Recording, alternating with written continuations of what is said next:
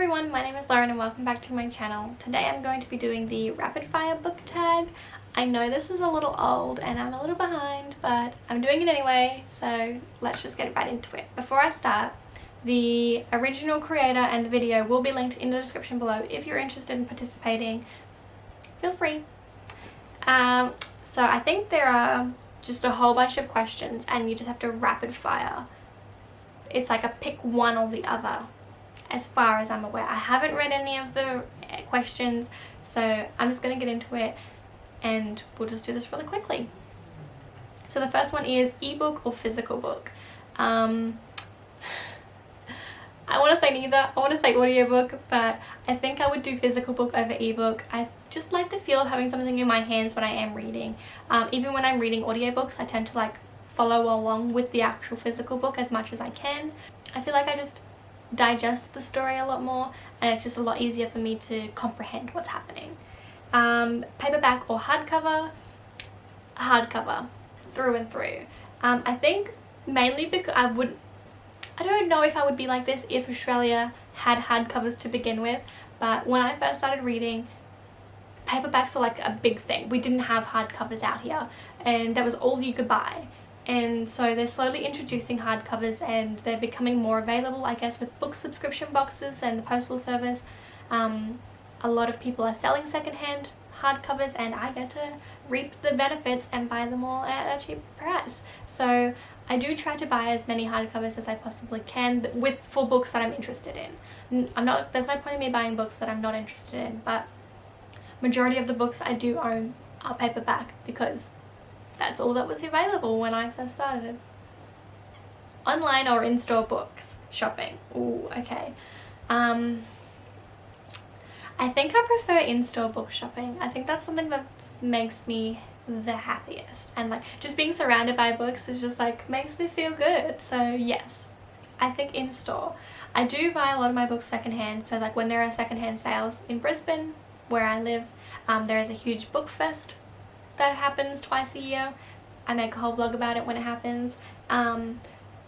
It is something that I love the most because it's like you're literally looking for the treasure, and like you're looking for the books that you want and you have to find them yourself. There's no particular order, like they're in genres in tables, but like you have to look and find and fight other people for them, and I kind of like that. It makes me a little bit competitive and it gives me something to work towards, so that's something that I definitely do enjoy.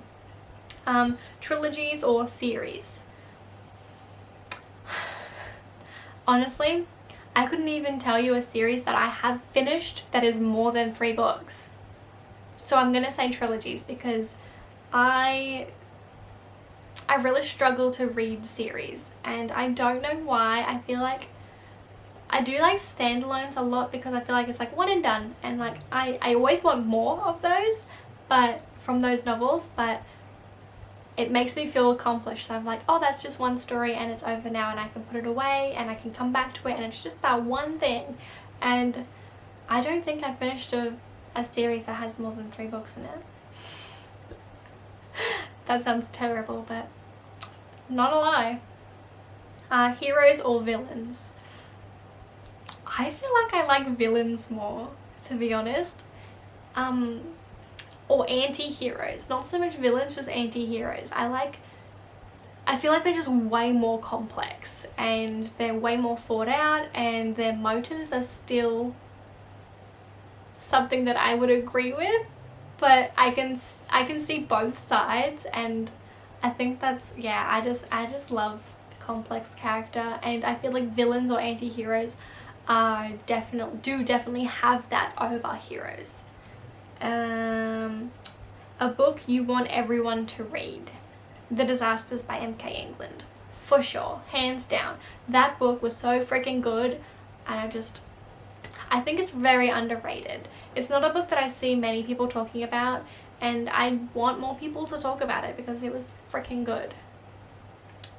The last book you finish. I feel like I've mentioned this so many times today. I just finished The Toll by Neal Shusterman. By the time this video goes up, it probably won't be my last read, but as I'm filming, that is the last book that I have read. The last book you bought, Daughter of a Siren Queen by Tricia Levensteller. the second book in the Daughter of the Pirate King duology. Just so good.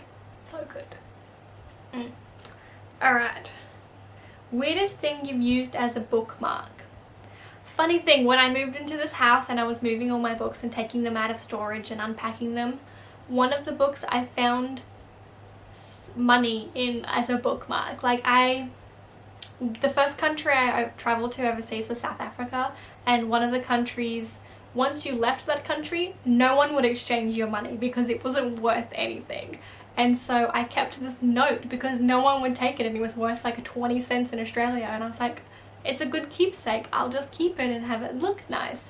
And yep, I was using that as a bookmark, like just this international currency note. So I think that's the weirdest thing. Used books, yes or no? Yes, 100% yes. Someone who hasn't loved something as much as they thought that they would has given that opportunity for that book to be loved by other people, and I think that pre-loved books are like my favorite thing. Top 3 favorite genres. Contemporary, sci-fi, fantasy. Not in that order. Fantasy, sci-fi, contemporary. In that order. Borrow or buy? Judging by the amount of books that I buy every year, I'm probably going to say buy. But I do borrow a lot of books from my library. So even the books that I do physically own, I still borrow them from my library on audiobook or ebook or whatever I can, and I still read them so that I'm not damaging my physical books. Oh god, they're like a collection. You don't want to damage them. Like, you can't damage books. They're important, okay? Characters or plot? I'm gonna go with characters. Hands down, a plot will make me interested in the story. A character will make me love that world and love the whole thing. I think if characters aren't written very well and the plot is really good, it still takes away. I still don't have that same enjoyment. The character is what makes that whole story. It's what makes you root for that novel and like wants you to, it's like it just makes you invested in that novel, and I don't think a plot is good enough to do that. It has to be the character that people love. Long or short books? I feel more accomplished when I read shorter books. I feel like I can smash them out a lot faster and I can do a lot of that, but I love a long book because you get to be with that character for a longer period of time. You get to watch them develop over time, and it's like, if it's a slow burn, long books, yes, I am all for that. So I'm a bit of a 50-50 on both.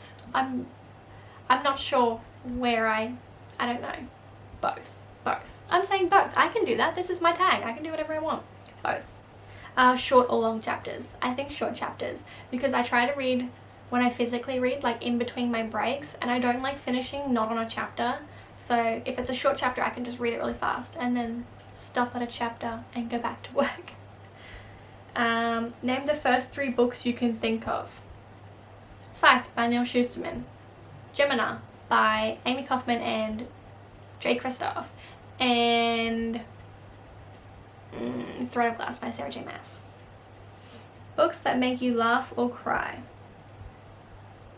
Why can't it be both? I like books that make me feel emotions, not so much. I don't really mind what kind of emotion. If you make me laugh, that's fine. If you make me cry, also fine. Because I cry when I'm happy and I cry when I'm sad, and I only laugh when I'm happy. So maybe cry, because that's more of an emotion. I think cry because that shows that the writer has written something in such a way that I'm so emotionally invested in it that it either brings me tears of joy or tears of sadness. So I'm going to say cry on that one. Our world or fictional worlds? Ooh. Fictional worlds, I think. I think because a lot of the books that I read are for escapism, so I'm trying to get rid of my reality, and if a book's set in this, it's still like an alternate reality though. It's not like this one that we live in. So I guess that still makes it a fictional world, so I'm gonna go with fictional. Audiobooks, yes or no? Yes. Yes, yes, yes. 1,000 times over, yes. I absolutely love audiobooks. They are a godsend and I will defend them until I die. Audiobooks are still reading. Do you ever judge a book by its cover? Yes, 100% yes.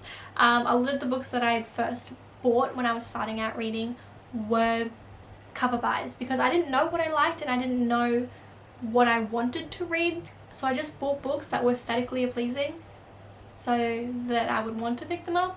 So yes. Book to movie or book to TV adaptations? Now, to be honest, I can't even think of a book to TV that was good that I have seen. So I haven't seen that many. I see a lot of book to movie adaptations and still a lot of them aren't done great or as done justice to the book. So I'm probably still going to go with book to movie just because I've seen more of them and I know that they're good. Well, like the only one that I can think of that's a TV series is The Mortal Instruments, and I know that that's not good, so I'm going to go with movie. And the last question is series or standalones, and I did touch on this earlier. I think, oh, did I actually? Is that the last one? Is it the last one? Oh no. So the second last one is a movie to TV show you preferred to its book.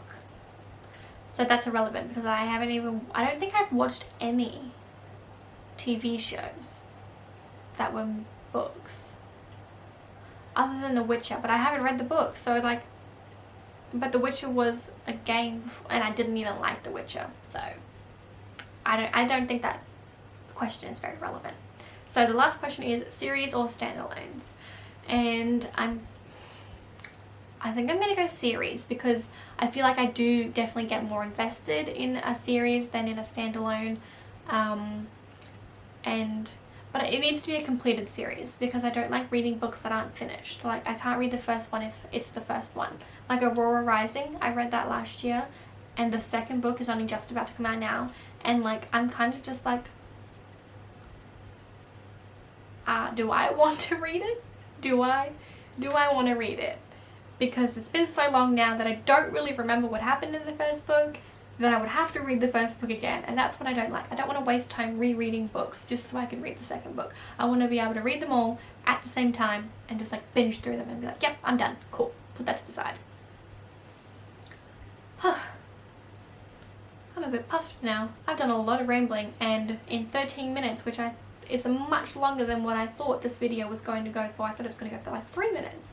So thank you so much for watching. Feel free to like and subscribe if you haven't already. It does help with the algorithm, believe it or not, and we all need a little bit of help. So thank you so much for watching, and I will see you in my next video. Bye!